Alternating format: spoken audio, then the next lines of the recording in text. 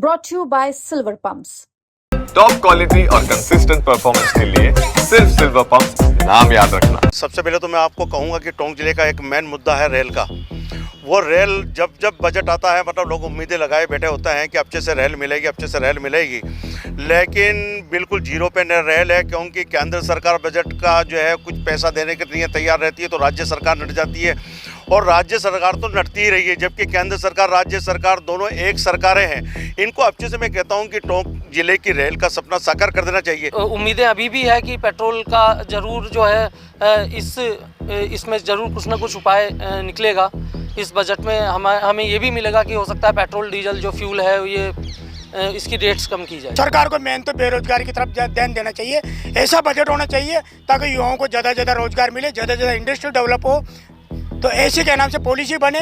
लोगों की आशा का बजट यानी कि केंद्रीय बजट लोकसभा में पेश होने में महज कुछ घंटे का समय रह गया है। निर्मला सीतारमण अपना छठा बजट और केंद्र सरकार जो भाजपा की है उसका 11वां बजट लोकसभा में पेश होने जा रहा है। लोगों की उम्मीदों का बजट है, लोगों की आशाओं का बजट है। हर सेक्टर के लोग अपने अपने हिसाब से इस बजट को देखते हैं और उम्मीद करते हैं। हमारे साथ बात करने के लिए हर क्षेत्र के लोग यहाँ मौजूद हैं जिनकी अपनी आशाएं हैं, अपनी उम्मीदें हैं। हम तो जानेंगे कि किस तरह की आशाएं इस केंद्रीय बजट को लेकर कर रहे हैं आप। ये बजट सत्र है वो चालू हो रहा है।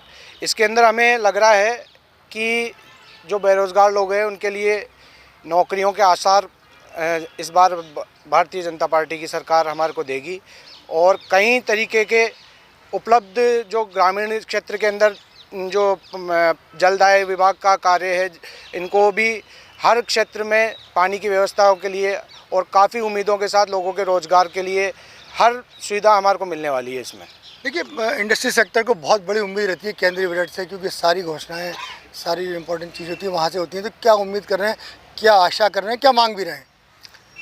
इंडस्ट्रीज़ के विकास के लिए हमारी मांग सरकार से हमेशा ये रहती है कि इस देश में जो सरसों, अलसी, तारा मीरा, मूंगफली ये जो पैदा होती है, किसानों को उसका उचित मूल्य मिले, और किसान जो आज अपने फसल का उचित मूल्य के लिए मोहताज हो रहा है उसके लिए सरकार को ऐसी पॉलिसी बनाए कि जैसे वो जो MSP सरकार लॉन्च करती है उस MSP पे उनका माल बिके, और विदेशी जो तेल हैं जिनको सरकार ने ड्यूटी फ्री किया हुआ है या उन पर ड्यूटी कम है तो विदेशी तेलों पे सरकार ड्यूटी लगाए, तो इस देश के लोगों को।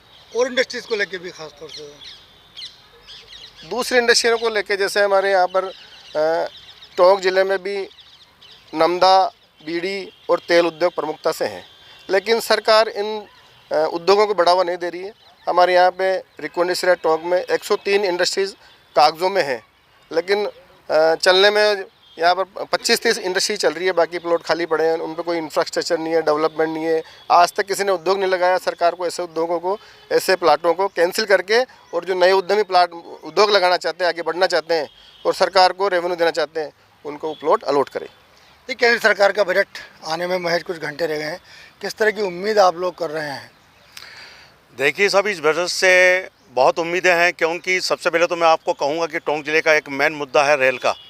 वो रेल जब जब बजट आता है मतलब लोग उम्मीदें लगाए बैठे होते हैं कि अच्छे से रेल मिलेगी, अच्छे से रेल मिलेगी, लेकिन बिल्कुल जीरो पे रेल है, क्योंकि केंद्र सरकार बजट का जो है कुछ पैसा देने के लिए तैयार रहती है तो राज्य सरकार नट जाती है, और राज्य सरकार तो नटती ही रही है, जबकि केंद्र सरकार राज्य सरकार दोनों एक सरकारें हैं।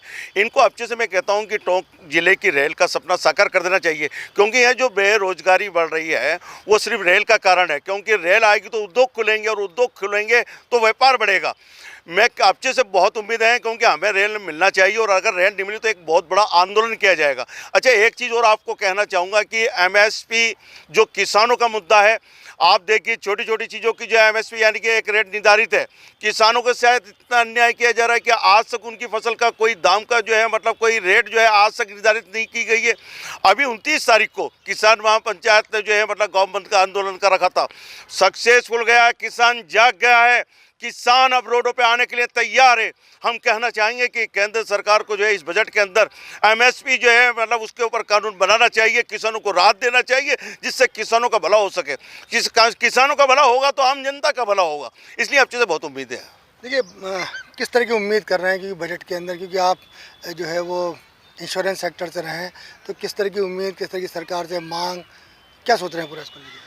पहले तो मैं मोदी सरकार को बधाई देना चाहूँगा जिन्होंने कर्मचारियों के लिए 8वां वेतनमान गठित करने के लिए घोषणा कर दी है। दूसरी बात यह है, मिडिल क्लास के लिए गवर्नमेंट को कुछ ना कुछ करना चाहिए। मिडिल क्लास बहुत परेशान है और उनकी आमदनी बढ़ाने का सोचना चाहिए। तीसरी बात यह है, जो अभी वर्तमान में जो चल रहा है, पिछले 2-3 महीने से मैं लगातार देख रहा हूँ कि शेयर मार्केट की स्थिति बड़ी ख़राब है। आपको जानकारी के तौर पे बताना चाहता हूँ कि ना 35 लाख करोड़ रुपए आम पब्लिक का पिछले 2 महीने में डूब चुका है। 35 लाख करोड़ रुपए कोई छोटी मोटी रकम नहीं होती है, 2 महीने में डूब चुका है और गवर्नमेंट बिल्कुल भी ध्यान नहीं दे रही है। जबकि गवर्नमेंट को मार्केट संभालना चाहिए, किसी इन्वेस्टर को मतलब इसमें डालना चाहिए। और दूसरी इसमें एक चीज़ और कहना चाहूँगा, जो फॉरेनर इन्वेस्टर है उनके लिए कुछ करना चाहिए, नहीं तो ये फॉरेनर जो इन्वेस्टर है यहाँ से पैसा निकाल करके और बाहर लेके जाएंगे, मार्केट बिल्कुल डाउन हो जाएगा। और कैपिटल गेन टैक्स में राहत मिलनी चाहिए। जब तक ये राहत नहीं मिलेगी फॉरेन इन्वेस्टर कतई नहीं आएगा। मैं यही कहना चाहता हूँ। देखिए, क्या उम्मीद कर रहे हैं कि निर्मला सीतारमण के जो बजट का पिटारा है जो कल खुलने वाला है, उससे क्या निकलने वाला है? देखो साहब, जो सीतारमण जी का जो छठा बजट है, मैं तो मंत्री जी से कहना चाहता हूँ कि क्योंकि महंगाई के बारे में, महंगाई आसमान छू रही है, बेरोजगारी बढ़ रही है, तो सरकार को मेन तो बेरोजगारी की तरफ ध्यान देना चाहिए। ऐसा बजट होना चाहिए ताकि युवाओं को ज़्यादा से ज़्यादा रोजगार मिले, ज़्यादा से ज़्यादा इंडस्ट्री डेवलप हो। तो ऐसे के नाम से पॉलिसी बने। और सरकार को चाहिए कि जो किसान आंदोलन चल रहा है, कितने साल हो गए, आज कह रहे हैं 10 साल, तो मोदी जी को ये 15 साल चल रहा है, क्यों नहीं पॉलिसी नहीं बनाते सरकार? MSP के कानून बनाना चाहिए। एक छोटी छोटी चीज़ों को, एक अपन कुरकुरे का पैकेट लेते हैं उसका भी रेट फिक्स होती है कि ये 10 रुपये बिकेगा। किसान की माल की कोई वैल्यू नहीं है। तो करीबन 70% आबादी गाँव में निवास करती है, 30% ओनली शहरों में निवास करती है। तो मैं तो सरकार से और मोदी जी से अनुरोध करना चाहता हूँ कि तुरंत इसमें एक्शन लेकर के किसान के लिए कोई गारंटी कानून बने, जिससे कि उनके कहने से वाजिब दाम मिल सके। देखिए, जब केंद्रीय बजट आता है तो गृहिणियों का खास तौर से उसके अंदर ध्यान रहता है, क्योंकि उनको रसोई चलानी होती है और रसोई की हर चीज़ बजट से प्रभावित होती है। क्या उम्मीद कर रही हैं आप? देखिए, जब से मोदी सरकार, बीजेपी सरकार केंद्र में बनी है, बजट का पिटारा हमेशा खुलता रहा है महिलाओं के लिए, हर तबके के लिए। ये कोई आंकड़ों का बजट नहीं होता है, हर तबके का, आखिरी छोर से आगे तक जो भी व्यक्ति, महिलाएं, शिक्षा के क्षेत्र में, स्वास्थ्य के क्षेत्र में, सबके लिए पिटारा खोला है। और जो महिला हमारी वित्त मंत्री माननीय सीतारमण जी है, वो तो हमेशा महिलाओं का उन्होंने विशेष ध्यान रखा है। चाहे लाडली योजना, सखी योजना, उज्ज्वल योजना, कई ऐसी योजनाएं हैं जिनका लाभ लेकर महिला आगे बढ़ती जा रही है और ज़मीन से लेकर आसमान तक छू रही है। नई उम्मीद क्या कर रहे हैं? नई उम्मीद ये है कि महिलाओं के लिए और शिक्षा के क्षेत्र में, स्वास्थ्य के क्षेत्र में, ऐसे उनके कोई रोजगार के क्षेत्र में, ऐसे कोई औद्योगिक क्षेत्र हो ताकि महिलाएं अपने काम करके अपने परिवार का पालन पोषण कर सके। और जो बजट आएगा वो आज पहले भी पिटारा खुलता रहे, आगे भी महिलाओं के लिए पिटारा खुलेगा। देखिए, आप भी एक व्यापारी हैं और व्यापारी इस बजट को लेकर क्या सोच रहे हैं, किस तरह की उम्मीद कर रहे हैं?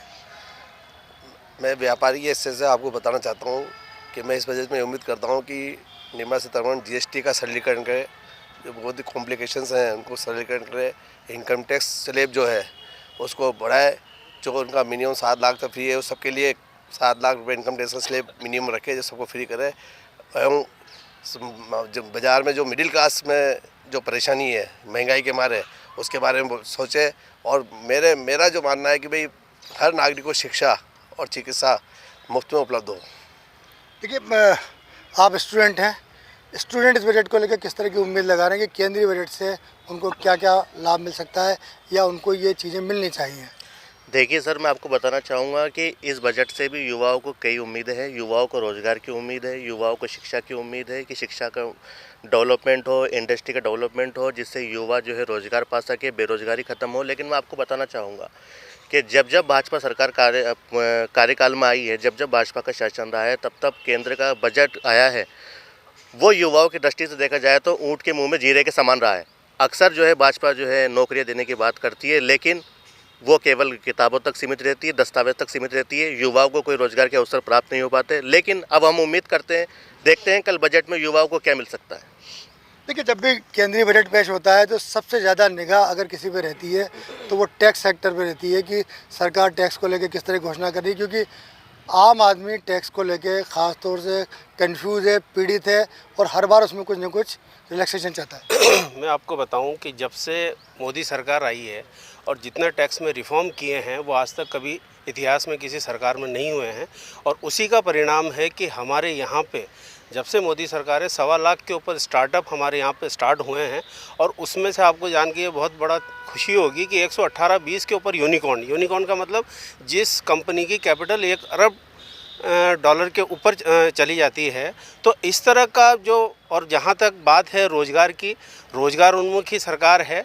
बस मेरा जो सरकार से विशेष जो है कि व्यापारियों की तरफ से, जो व्यापारियों की एक हमेशा मांग है कि सब तरफ सरकार का रवैया ठीक रहता है, लेकिन व्यापारी की तरफ थोड़ी उपेक्षा रहती है। तो अगर व्यापारी के लिए कोई पेंशन स्कीम अगर सरकार चालू करे तो उससे मेरे ख्याल से व्यापारी वर्ग को बहुत बड़ी राहत होगी। फिर चाहे सरकार किसी भी रूप में टैक्स का जो समायोजन करे वो सरकार के लिए बेहतर। टैक्स लिमिट जो 7 लाख रुपए इन्होंने रखी है वो सबके लिए ही 7 लाख हो, और उसको अगर 10 लाख रुपए तक करे तो इसका बहुत बड़ा दायरा बढ़ सकता है और आम आदमी इसमें शामिल हो सकता है। देखिए, हेल्थ सेक्टर बहुत बड़ी चुनौती है और केंद्रीय बजट में हमेशा हेल्थ सेक्टर के लिए कुछ सोचा भी जाता है, काम भी किया जाता है। आप खुद डॉक्टर हैं पेशे से, क्या उम्मीद कर रहे हैं इसको लेकर? देखिए मनोज जी, जहाँ तक हेल्थ जो योजनाएं जो चल रही है सरकार की, उनका जो सवाल है, काफ़ी टाइम से हम लोग उन योजनाओं के अंतर्गत मरीजों को काफ़ी लाभ दे रहे हैं। पहले जो पेशेंट निःशुल्क इलाज नहीं होने की वजह से अपना टाइमली इलाज नहीं करा पाता था, वो अपने गांव से निकल के आ रहा है, बिना सोचे समझे किसी भी हॉस्पिटल में अपना निःशुल्क इलाज करा पा रहा है। उसके बावजूद भी इन योजनाओं में अभी भी कई विसंगतियां हैं जिनकी वजह से हम मरीजों का अभी प्रॉपर्ली इलाज नहीं कर पा रहे। जैसे अगर अपन प्राइवेट हॉस्पिटल्स के खर्चों की बात करें तो उनकी पैकेज रेट्स इतनी कम है, प्लस उनके इंटरनल जो रूल्स बना रखे हैं गवर्नमेंट ने, उसको इतना कॉम्प्लिकेट किया हुआ है कि हमारे खुद के हाथ बंधे हुए हैं। नंबर 1। नंबर 2, जो सरकार इतने बड़े बड़े मेडिकल कॉलेजेस हर डिस्ट्रिक्ट लेवल पे खोल रही है, लेकिन अभी सरकार के पास इंफ्रास्ट्रक्चर बनाने के लिए तो पैसा है, इंफ्रास्ट्रक्चर बनाया जा रहा है, लेकिन फैकल्टीज़ डेवलप नहीं हो पा रही हैं, लैब्स डेवलप नहीं हो पा रही हैं। तो खाली बिल्डिंग से तो डॉक्टर नहीं तैयार होता। उसके लिए हमें मानसिकता ये रखनी पड़ेगी कि उसके लिए अच्छे टीचर्स की, फैकल्टी की, इंस्ट्रूमेंट्स की सभी व्यवस्थाएँ माकूल हो, ताकि वो अच्छा डॉक्टर बन के देश की सेवा ही करेगा। केंद्र सरकार कितना बजट उसके लिए रखती आई और क्या आगे रखती? सर वो एग्जैक्टली फिगर तो मुझे नहीं पता है, लेकिन बजट का इशू नहीं है। प्रॉब्लम ये है कि हम उसको इम्प्लीमेंटेशन के जो तरीके हैं वो थोड़े प्रॉपर नहीं है, प्लस वो इतने कॉम्प्लिकेटेड हैं कि हम लोगों के लिए प्रॉपर, हम चाहते हैं उसका इलाज करना, लेकिन उसका इलाज कई योजनाओं में कई सारे पैकेजेस नहीं हैं, जिसकी वजह से हम उस पेशेंट को एंटरटेन नहीं कर पाते, इलाज नहीं कर पाते। तो वो बड़ी विसंगतियाँ हैं। देखिए, चिकित्सा, स्वास्थ्य, शिक्षा और एक पेट्रोल बहुत बड़ा मुद्दा रहा है, क्योंकि पेट्रोल से पूरी अर्थव्यवस्था प्रभावित होती है। क्या सोच रहे हैं इस बजट को लेकर खासतौर से? मैं ये कहना चाहूँगा, सबसे पहले तो मोदी सरकार जो है जब से सत्ता में आई है तो हम देख रहे हैं पेट्रोल में भी कई बार पहले से उसकी रेट्स कम की गई है। अगर आप जहाँ भी देखेंगे, और उम्मीदें अभी भी है कि पेट्रोल का ज़रूर जो है इसमें ज़रूर कुछ ना कुछ उपाय निकलेगा। इस बजट में हमें ये भी मिलेगा कि हो सकता है पेट्रोल डीजल जो फ्यूल है ये इसकी रेट्स कम की जाए। और क्या उम्मीद करें? और उम्मीद ये है कि चिकित्सा क्षेत्र से हूँ, और पहले अपन देखते आ रहे हैं मिडिल क्लास फैमिली जो थी, और अपन देखें कि गांव से, जैसा कि सर ने बताया अभी, गांव से भी कोई पेशेंट आते थे तो पहले कोई किसी तरीके की सुविधा नहीं थी उसमें, और वो मतलब गरीब जो है वो मारा जाता था। आज इतनी योजनाएं चल गई है कि प्राइवेट हॉस्पिटल या गवर्नमेंट हॉस्पिटल लोग पहले प्रेफर करते थे, लेकिन प्राइवेट हॉस्पिटल में उसको उनके पास में पैसा नहीं था इलाज कराने के लिए। आज योजनाएं इतनी है कि वो आराम से आते हैं और अपने इलाज को करा के और फ्री होके जाते हैं, कोई परेशानी नहीं। देखिए, केंद्रीय बजट कुछ घंटे बाद सामने आ जाएगा हमारे। क्या उम्मीद कर रहे हैं उसको लेके? कौन से ऐसे सेक्टर हैं जहां बहुत ज़्यादा हमको उम्मीद करने की, या हम उम्मीद करेंगे निर्मला सीतारमण कल उसको लेके कुछ घोषणाएं करें? केंद्रीय बजट जब आता है तो हलवा खाने और खिलाने की रस्म होती है। केंद्र सरकार के एक परंपरा है। मैं चाहता हूं कि देश के 140 करोड़ लोग भी हलवा खाएं, सरकार ऐसा बजट पेश करे। इसके लिए सबसे पहले शिक्षा के क्षेत्र की बात करें तो आज से सिर्फ और सिर्फ 7 दिन पहले भारतीय उद्योग संघ की बैठक हुई थी, और उसमें उन्होंने इस बात पर चिंता जाहिर की थी कि जीडीपी का बहुत कम पैसा भारत सरकार शिक्षा पर खर्च कर रही है, जो कि विकसित देश बनने के लिए बहुत ज़्यादा इसमें इन्वेस्टमेंट होना ज़रूरी है। आज की तारीख में 2.70% जीडीपी का शिक्षा पर खर्च हो रहा है, जबकि यदि भारत देश को विकसित देश बनाना है तो कम से कम 6.5% शिक्षा पर खर्च होना जरूरी है। स्वीडन जैसा छोटा सा देश 6.90% अपनी जीडीपी का इस पर खर्च करता है। तो इस पर सरकार ध्यान दें इस बजट में। साथ ही जब तक उच्च शिक्षा पर हम ज़्यादा ध्यान नहीं देंगे तब तक प्रगति नहीं होगी। हायर एजुकेशन में डॉक्टरेट और पोस्ट डॉक्टरेट की जो पोजीशन होती है, बच्चों को 5 साल तक स्कॉलरशिप दी जाती है और वो भी बहुत कम, 35,000 रुपये करीब। मेरी मांग है कि इसको 70-75 हज़ार रुपये मिनिमम किया जाए। जब तक उनकी पोस्ट डॉक्टरेट और डॉक्टरेट की डिग्री पूरी नहीं हो जाए तब तक उनको पैसा देना चाहिए, नहीं कि एक लिमिट फिक्स कर दे 4 या 5 साल की। ये तो होगी शिक्षा की बात। रोजगार की बात है, अभी आरटीआई में 15 दिन पहले खुलासा हुआ है कि देश में 9.63 लाख अधिकारियों कर्मचारियों के पद केंद्र सरकार के 80 कार्यालयों में खाली है और जिसमें से भी 2.30 लाख तो डिफेंस सेक्टर में खाली है। जो सरकार अपने एजेंडे में, अपना इलेक्शन एजेंडे में बात करती है कि हम 2 करोड़ लोगों को रोजगार हर वर्ष देंगे, 10 करोड़ लोगों को 10 लाख लोगों को नौकरियां देंगे, उस सरकार की हालत ये है। तो मैं चाहूँगा कि सरकार रोजगार पर भी ध्यान दे। और तीसरा सबसे इम्पोर्टेंट फैक्टर है वो है किसान। आज किसान की स्थिति बहुत ज़्यादा खराब है। देश की 67% जनता आबादी किसानी से, खेती से प्रत्यक्ष रूप से जुड़ी हुई है। अभी जैसा पहले सब लोगों ने कहा, इस समय पूरे देश में मांग हो रही है एमएसपी की। स्वामीनाथन कमेटी की रिपोर्ट लागू की जाए। इसमें जो 23-24 फसलें हैं जिसका एमएसपी घोषित करे सरकार, और इसमें कोई ज़्यादा बड़ा खर्चा नहीं है। जो रिपोर्ट है उसके अनुसार 2.5 लाख करोड़ रुपया प्रतिवर्ष सरकार को वहन करना पड़ेगा मात्र, जबकि अपने चंद उद्योगपतियों को 15 लाख करोड़ रुपए का कर्जा माफ कर दिया, केवल चंद लोगों का। और यहाँ देश के 63% लोगों के लिए 2.5 लाख करोड़ सरकार के पास नहीं है। तो हम चाहेंगे कि इस आने वाले बजट में सरकार किसानों के लिए एमएसपी लागू करें। साथ ही सरकार जो कानून है, अभी जो सीसी लिमिट लोन लेता है किसान, तो उसका लोन लेते ही उससे ऑटोमेटिक उसका इंश्योरेंस का पैसा कट जाता है। लेकिन बीमा कंपनियां क्या करती है, जब पैसे देने की बात आती नहीं देती। अगर किसान जो लोनी है, जो ऋण धारक है, उसकी लोन की अवधि में डेथ हो जाती है तो इस सहकारी योजना में 10 लाख रुपये बीमा की योजना है।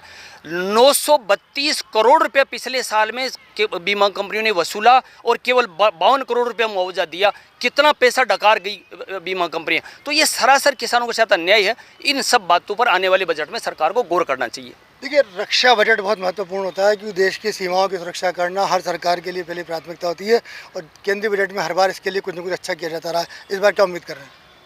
देखिए सर, रक्षा बजट देश के लिए बहुत इम्पोर्टेंट है और देश की सुरक्षा सर्वाधिक ज़्यादा इम्पोर्टेंट है। तो वैकेंसीज वगैरह जैसे अग्निवीर जो योजना है, ऐसी योजनाओं को बंद करके जो पूर्व में चल रही थी इस तरह की योजनाएं हो और देश के युवाओं को रोज़गार सही तरीके से मिले और सुरक्षा के लिए वो अपने अपने हिसाब से जो सुरक्षा है वो डेवलप करे और देश की सुरक्षा का विशेषकर ध्यान रखे। ये थे मेरे शहर के लोग जिनका कहना था, जिनकी उम्मीदें हैं ख़ासतौर से निर्मला सीतारमण के बजट को लेकर, जो कि लोकसभा में कुछ घंटे बाद पेश होगा। उनकी उम्मीदें हैं, उनकी आशाएं हैं। कितना उनकी उम्मीदें पूरी होती हैं, कितनी घोषणाएं निकलती हैं, ये सब देखना होगा। राजस्थान तक के लिए टोंक से मैं मनोज तिवारी।